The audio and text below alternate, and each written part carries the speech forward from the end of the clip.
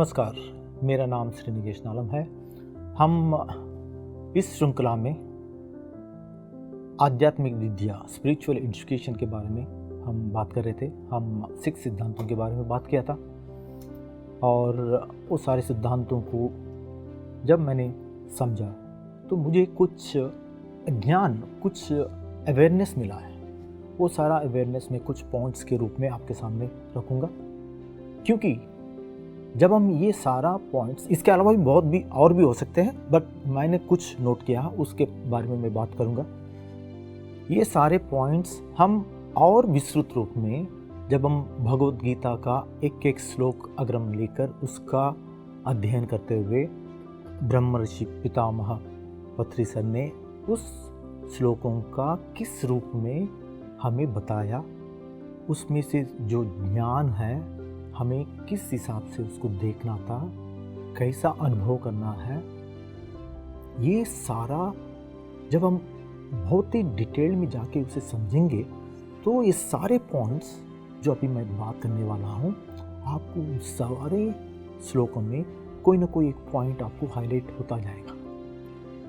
अब हमने भगवद गीता बहुत लोगों से सुना है, बहुत सारे लोग अपना अपना अनुभवों के अनुसार उसको बताया है। वो सारा सुनने के बाद हमें भी एक ज्ञान मिलता है। मुझे ये समझ में आया है, जब तक हम दूसरों का अनुभवों को हम सुनते हैं, वो अनुभव हमें संपूर्णतः हम एंजॉय नहीं कर पाते जब तक आप वो ध्यान नहीं करोगे।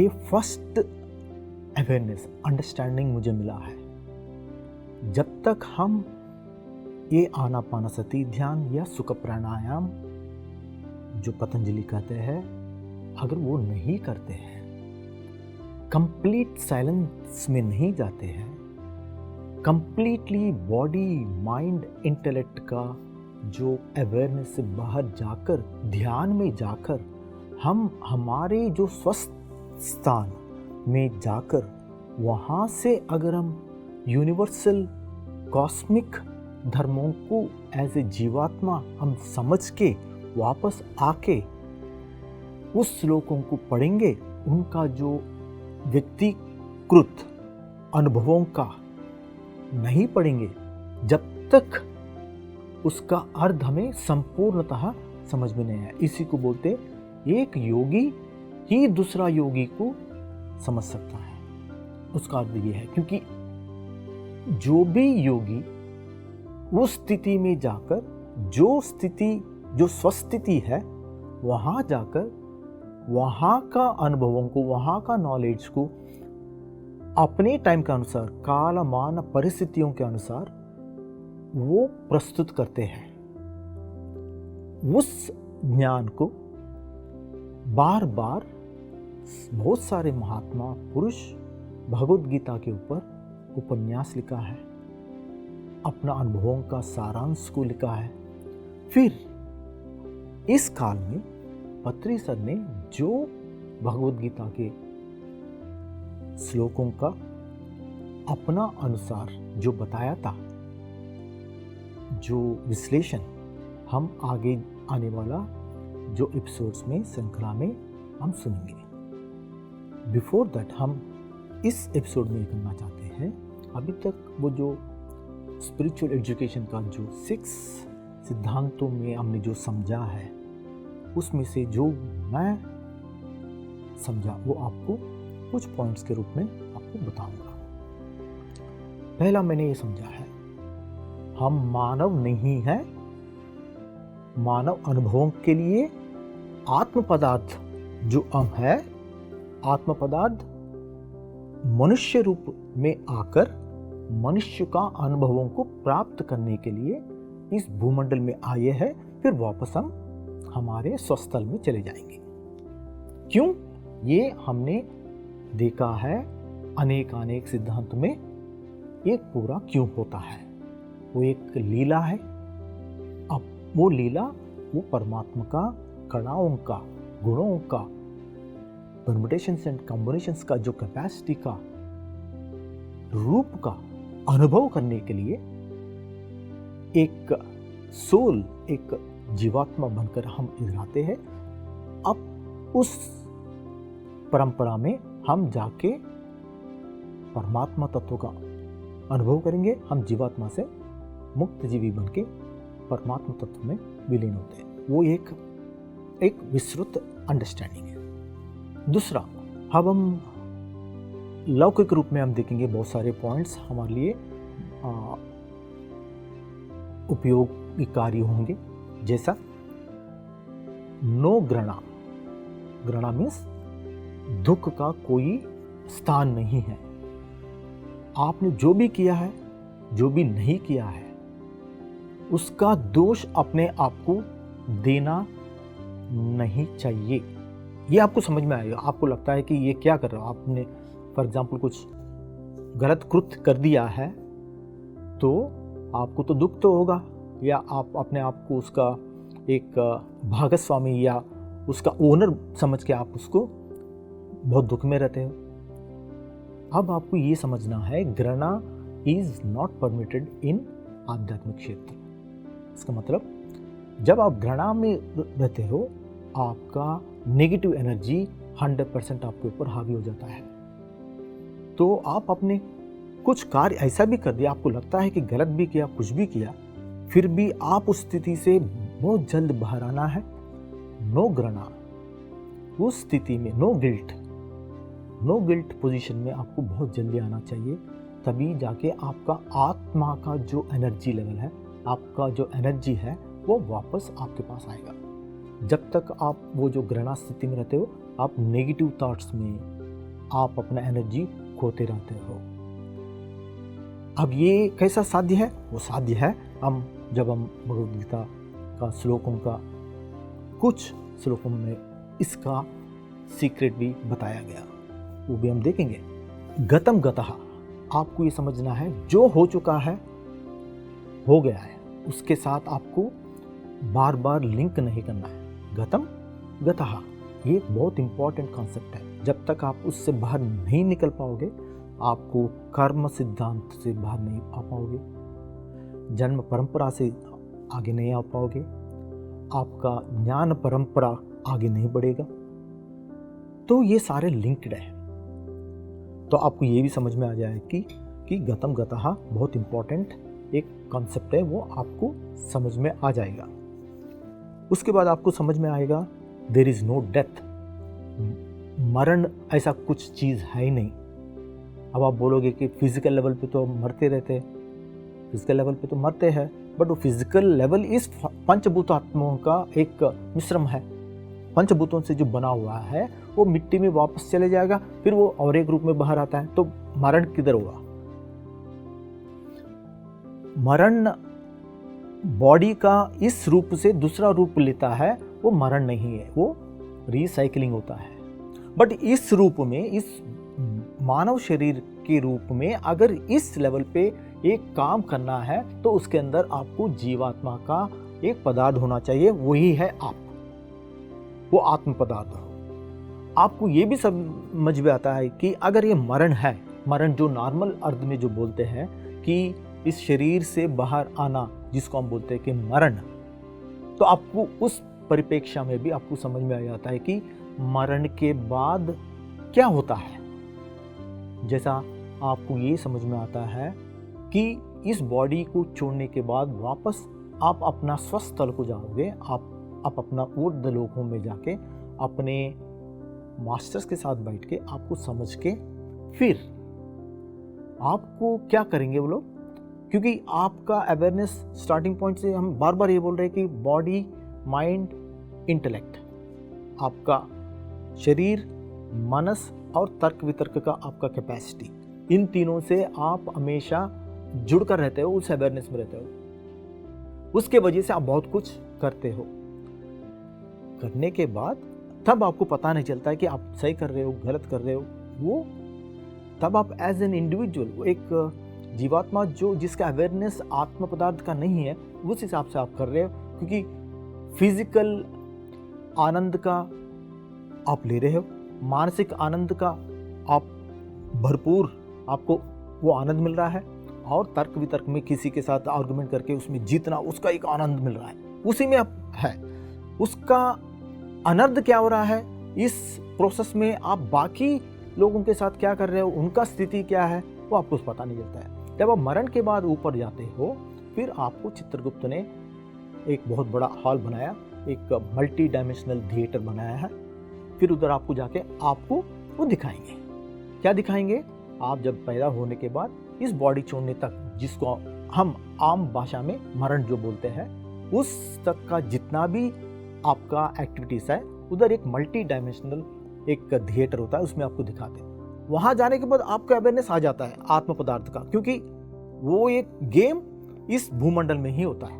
क्या? आपका अवेयरनेस आपका परमात्मा तत्व से अलग होने का। बट जैसा आप इस भूमंडल छोड़ के अपना स्वस्थ स्थिति या अपना ओरिजिनल प्लेस में जाते हो, उधर तो आपको पता है आप आत्म पदार्थ हो, ये परमात्मा, ये सब कुछ आपको पता है, वो ज्ञान सब कुछ आपको वापस आ जाता है। फिर वो थिएटर में बैठ के आप देखोगे, अरे आपने क्या किया।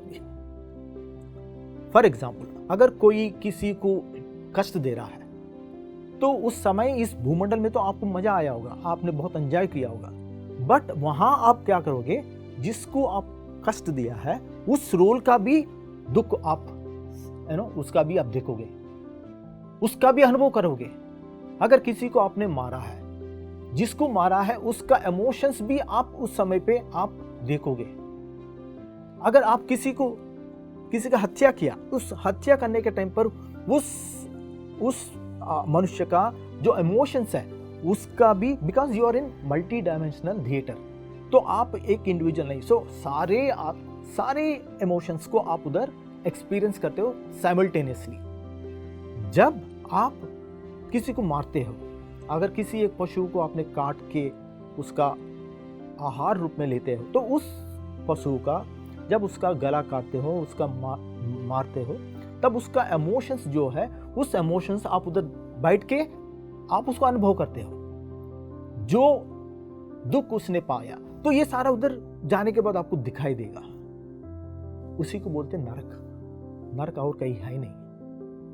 ये जो मल्टी डायमेंशनल थिएटर में जब आप अपना ही स्टोरी, अपना ही फिल्म दिखाएंगे, तो आपको पता चल जाता है कि आप क्या क्या करके आए हैं। जो एवॉल्व्ड सोल्स है, जो तपोलोक में पहुंच गया, जिस जगह से उस तपोलोक से उनका नॉलेज है, फिर भूलोक में उसी लेवल पे उस तपोलोक का नॉलेज लेके कॉस्मिक धर्मों को अंडरस्टैंड करके फिर भूमंडल में वो सारा प्रैक्टिस करता होगा, उसका फिल्म अलग होगा।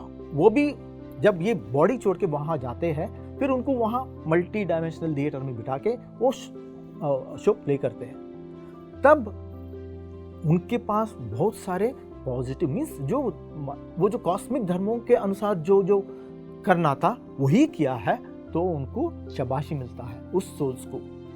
फिर वो इन सब का, मैं आपको जस्ट बता रहा हूँ कि मरण के बाद होता क्या है। फिर इन सब का फिर डिस्कशन होता है, आपने ये किया, वो नहीं किया, अब करना क्या चाहते हो, अब दोबारा भूमंडल में जाना चाहते हो या नहीं जाना चाहते हो।